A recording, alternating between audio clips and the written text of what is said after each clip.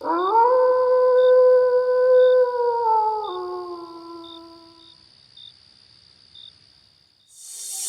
के कुछ साल बाद कमला ने एक सुंदर बेटे बिट्टू को जन्म दिया। इसलिए कमला इससे बहुत प्यार करती थी। देखते ही देखते बिट्टू 5 साल का हो गया। कमला अपने बेटे को एक पल भी दूर नहीं रखती थी। अजी सुनती हो?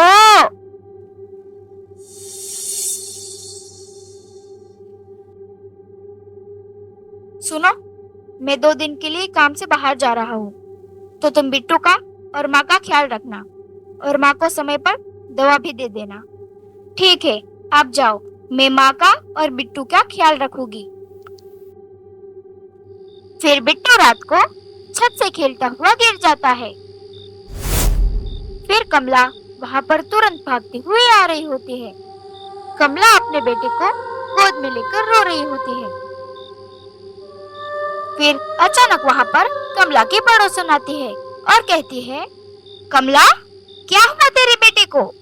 मेरा बिट्टू ऊपर से नीचे गिर गया, आंखें ही नहीं खुल रहा है। कमला, तेरा बेटा वापस आ सकता है, मगर उसके लिए तुझे कहीं जाना पड़ेगा। कमला, सामने जो काली पहाड़ी दिख रही है ना, वहाँ गुफा में एक तांत्रिक रहते हैं, वही तुम्हारे बेटे को वापस ला सकता है। मैं अपने बेटे के लिए जरूर जाऊंगी।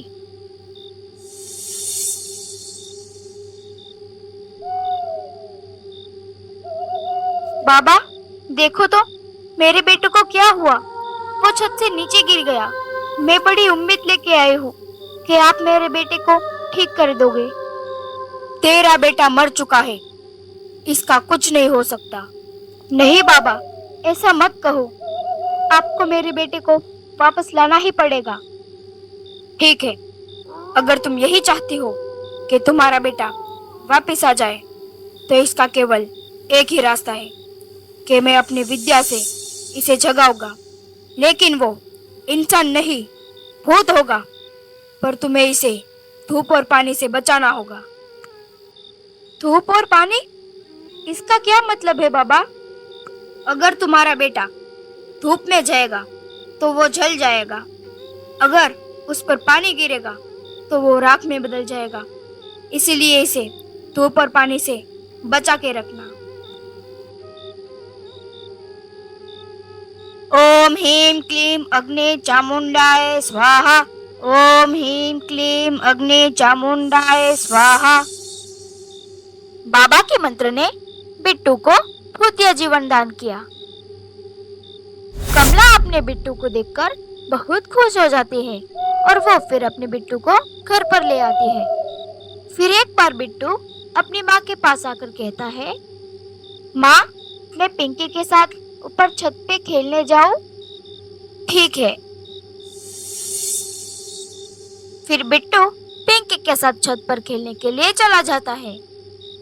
फिर अचानक कमला को छत पर से चीखने की आवाज आती है। कमला जैसे ही छत पर पहुंचती है, बिट्टू, क्या हुआ? ये क्या कर रहा है? तू मुझ पे पानी डालने जा रही थी, मैं तुझे नहीं छोड़ूंगा। बिट्टू, मुझे छोड़ दो, आंटी से कुछ कहिए, आंटी मुझे बचाइए। अरे बिट्टू, उसे छोड़ दे, उसे कुछ भी मत करना। नहीं माँ, मैं इसे नहीं छोड़ूंगा। अगर बिट्टू ने पिंकी को छोड़ दिया तो ये बात पूरे गांव में फैल जाएगी। नहीं नहीं, मैं ये नहीं होने दूंगी। नहीं बेटा, पिंकी को मत छोड़ना, मार दे उसे।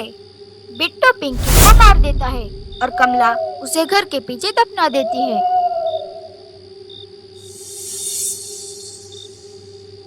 फिर एक बार, अरे बहू, जरा इसे नहला दे, कितने दिन से नहीं नहाया।